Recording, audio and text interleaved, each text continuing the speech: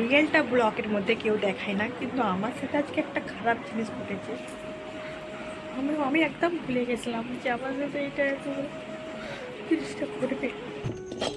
নতুন কড়াই, আমার খুব আনন্দ লাগছে, আমার খুব মজা লাগছে। আমি নতুন কড়াই আমি রান্না করতে পারবো।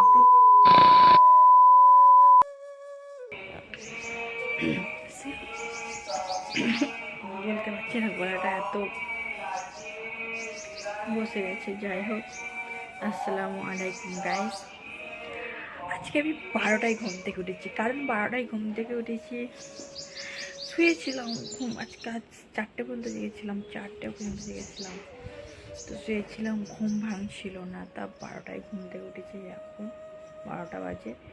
এখন বাবু স্কুলে যায়নি, তার জন্য নাস্তা বানাবো।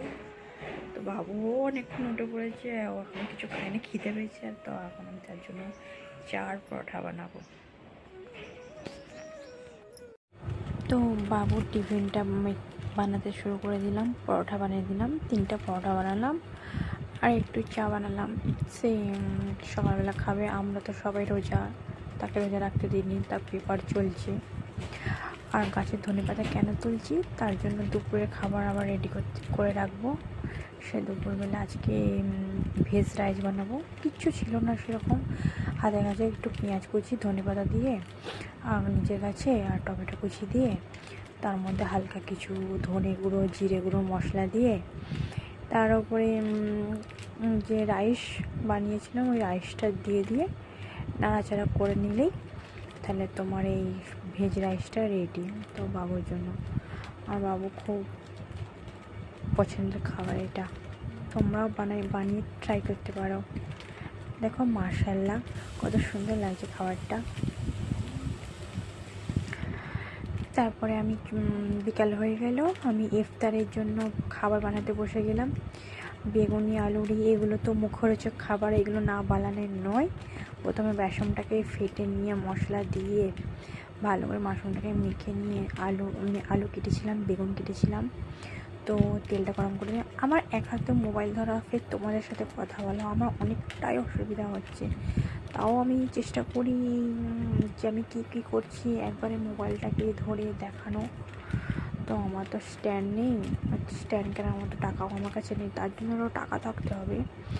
যাই হোক, আমি বেগুনিটা আস্তে আস্তে করতে না, হাতে তেল পড়ে যাচ্ছিলো, তাও আমি বানাচ্ছিলাম।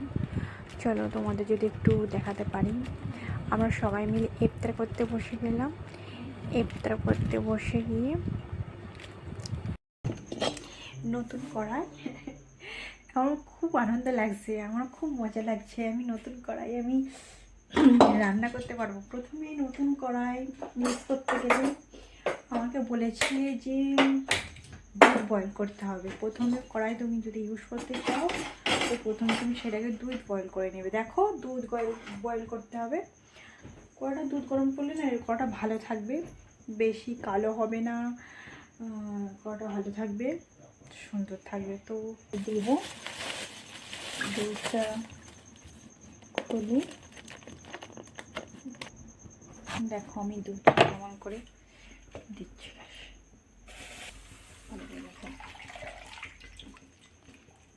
এটা মশলা খুব সুন্দর লাগছে কড়াইয়ের মধ্যে।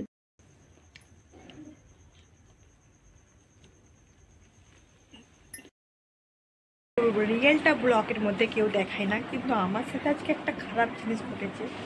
তো ওইটা আবার দেখাবার ইচ্ছা করছিল না, কিন্তু আমি ভাবলাম না, আমি রিয়েলটা দেখাইছি আমার ঘরে কি হয়েছে। তো আমি একটা বিপদ করে ফেলেছি, সেটা আমার বর কাছ থেকে নিয়ে দেখতে পেল। আমি একদম ভুলে গেছিলাম যে আমার সাথে এটা জিনিসটা ঘটবে। করেছি, দুধ বসিয়ে আমি ঘরে শুয়েছিলাম,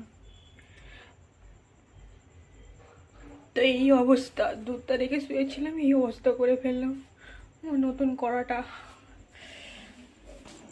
আমার মনটা খুব খারাপ। আমি কি করব বলতো, কলাটাকে কিভাবে পরিষ্কার করব। আমার নতুন করাটা প্রথম দিন দুধ গরম করলাম আর আমি ভুলে গেলাম। রোসা আমার কি করব, বাড়িতে মুখ খাচ্ছে, আমার বড় মুখ হচ্ছে, কেউ তো রিয়েলটা দেখায় না। যাই হোক, তোমাদের দেখালাম জানালাম।